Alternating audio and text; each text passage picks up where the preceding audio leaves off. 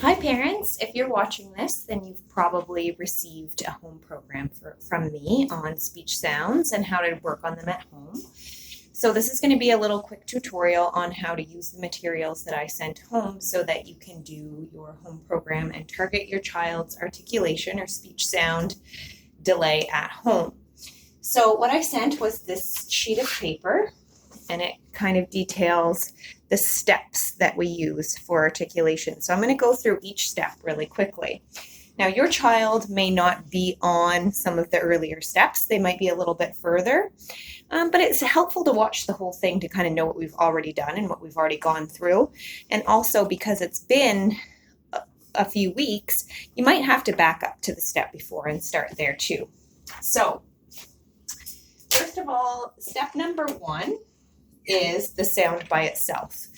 And I would not have sent a home program home if your child was not ready to work on the sound and already knew how to make the sound very easily. So for example, I might have spent some time with your child teaching them how to make the K sound, the k, k, k sound at the back of their throat. And maybe it took a few sessions for them to be able to make that sound before I could move on to the next step. I would never send a home program home unless they had mastered the sound by itself. So I'm just going to skip right on to number 2 because some of you are on the syllable step. So step 2 is the syllable, which just means the sound plus a vowel. So what you might see in your packet, for example, this child is working on the F sound. So I have sent this to help him practice his F sound. So it shows what the sound looks like in the middle, which is, and at the syllable level, what you're going to practice doing is making a vowel sound with it. So all vowels have a short sound and a long sound. The long sound is just their name. So A's long sound is A, E's long sound is E, and so on and so forth. Their short sounds are a little bit more complicated. So here's how you can link it to what they're doing in the early years program. So if they're in kindergarten or grade 1, then they know this program really well, the zoophonics program. So for example, A is alligator sound. So a lot of times I'll use these sheets, and I'll show you how to do that in a second. But a lot of times I also just write for them. So for example, if I was doing F and A, and I wanted to do the short A sound, I might go like this. I might write it for them. Oh, look at our letters, F and A. This is our sound. And this is the alligator sound. Alligator. Let's put them together. Fa, fa, and so on and so forth. So A is alligator, E is elephant. Let's put our F sound with our E sound, which is elephant. Fa, and so on and so forth. So O is octopus. U is umbrella bird. It's ah. I is inchworm.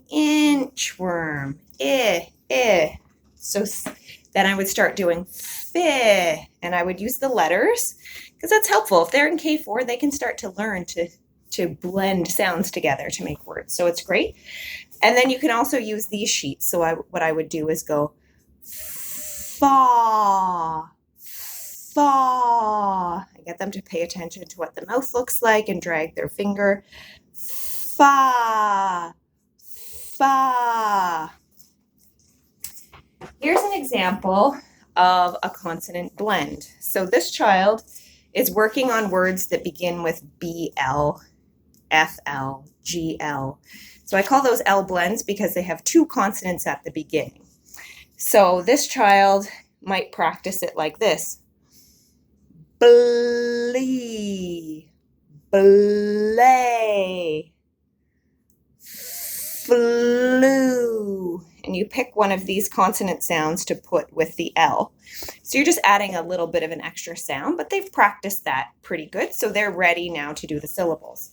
I should also mention that sometimes I've asked your child to work on the sound at the end of the word instead of the beginning. So if they're working on F at the end of a word, it would just be the opposite. So instead of going fa, instead they're going to go off, and they're going to go the other direction and put the F on the end.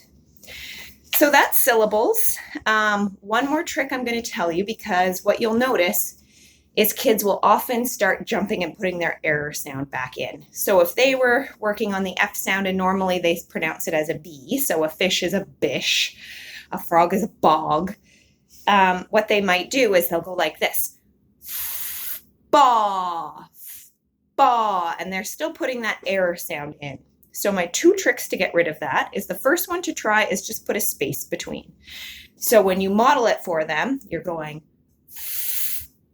ah, ah, and sometimes it's even helpful to like use some sort of visual to show them to space it out. Sometimes I'll draw circles and get them to go ah, ah. Another trick is to put an H in. So they'll go ha, ha, ho, ho. And it's just really, it's a lot easier to get rid of that H sound that you've inserted than to get rid of their error sound that they're still practicing. So it's really important that they're not practicing by still using that error sound. So that is syllables. So next step is step number 3. And step number 3 is imitating you say words. So now we're going to get them to imitate. So I have some picture cards all cut out. Now I've sent you some cards home, and what I want you to do is glue your paper cards on something a little firmer, like some cardstock paper or even a piece of construction paper, and then cut them out and make them into cards, because that makes it a lot more fun to practice with at the word level. So at the word level, first it's an imitation, so you're getting them to say them after you. So you can do something as simple as, you know, showing them the word and getting them to say it 2 or 3 times. Sometimes I get them to blow out my candles. Say farmer, farmer, farmer, farmer, and get them to say it, you know, that many times. The reason that we're doing it like this is because we're basically retraining a motor pattern. So in order to do that, we have to get them to say it as many times as possible so that their muscles remember how to do it with them having to think about it. So that's why we drill it, because the more times that they practice, the more automatic it becomes. They don't have to practice it anymore. We don't have to think about what our muscles are doing when we make speech sounds. So we want them to practice so many times that their muscles just start to remember and they don't have to think about it anymore. So as many repetitions as you can get in 5 or 10 minutes, the better. So that's something simple you can do. You can, sometimes I'll give the kids just a sheet of paper and I will put circles all over it and then give them a bingo dauber or a stamp. And every time they say a word 3 times, they put a stamp in. When their paper's full, they're done, or they might, you know, get to play another game with me or something like that. Sometimes I draw something for them. So every time they say a word, I'll add something. So maybe they want me to draw a ninja cat. So every time they make the sound, I'll start with the face, and then they'll do another card, and I'll do the eyes, and they'll do another card, and I'll do the body, and by the end, I've made them a ninja cat, or I've made a picture of them doing something silly. So just really simple things. Other ways you can make it fun is hide the cards around the room, hide them underneath stuffies, and they have to go find all the stuffies and say the card that they find. You can lay them out on the floor and they have to throw a stuffy or a bean bag, and whichever one it lands on, that's the one that they say. Easter's coming up. You could hide some in Easter eggs and hide them around the house, and they have to find them, say the word a few times, and then go find the next one. You can use a little fishing rod, which is just a stick with a magnet on the end, and put a paper clip on your cards, and they have to try and fish them and pick them up. In your packet, I have sent you, if I can find it, 2 pages worth of activities to do with your cards, just like I've outlined right now and what I've said. Now, the important thing with the word level is that they have to have syllables good and easy and quick. So I would say they have to get like 9 out of 10 on syllables really quickly and easily and efficiently before you can move on to words. The reason why is I don't want them to get to a word level. So they've got syllables. Now they can say fi, fi, fo, and then you get to words and you show them a picture of a fish and you say fish, and they go bish. It's really hard now. I don't want you to start going hish, hat. I want you to be able to go fish, fish, and get the syllable part right.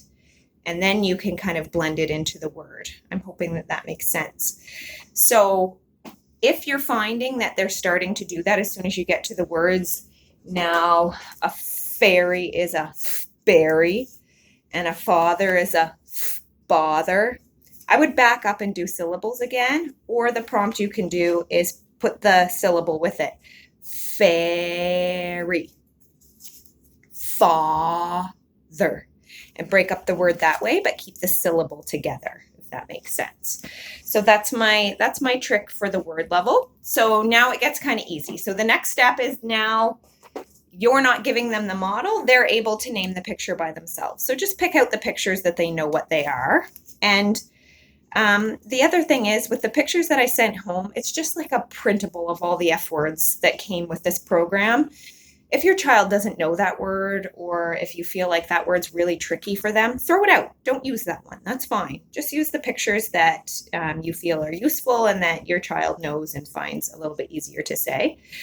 So now you're showing them the pictures and they're saying it on their own. Farm, fancy, so on and so forth. So the next step will be that they're going to say a fixed phrase. So a fixed phrase is something that's always the same. So every time you show them a picture or get them to fish for a picture or grab a picture out of a bag or make binoculars out of toilet paper rolls and they're looking, your phrase should be the same for every picture. So for example, if you're using binoculars, you could say, I see a fairy. I see a father. I see a fist. And it's always the same phrase. I see a, or it's a, I like. Something that's the same every time. Your next step is that they do it on their own. So they're not copying you anymore. They're doing it on their own. So the next step, which is step number 7 on your sheet, is that they are going to imitate you make up a sentence. So you might, I'm using F just because those are the cards that I have in front of me. The picture card that you have is farm, so you make up a sentence, and your sentence might be, let's go to the farm, and then your child imitates it. Now, you want to change up the position of the target word in the sentence. So sometimes you want it to be at the beginning of the sentence, like, her fingernail is red. Her fingernail is red. They copy you. And then the next time you might want to put the word at the end of the sentence, like, I want to paint my fingernail. And you're going to get them to copy you. So the next step, step number 8, is they're going to make up their own sentences with the picture words. So you're going to show them a picture and they're going to make up their own sentence about it. The younger kids, this is a little bit harder, and that's fine.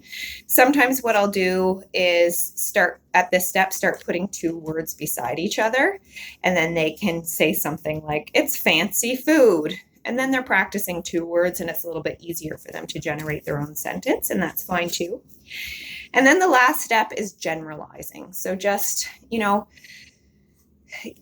correcting them when they say it incorrectly every now and then in their regular speech, getting them to look in I Spy books or read passages from books or whatever, talk about pictures spontaneously, and just you can start fixing them in their regular speech.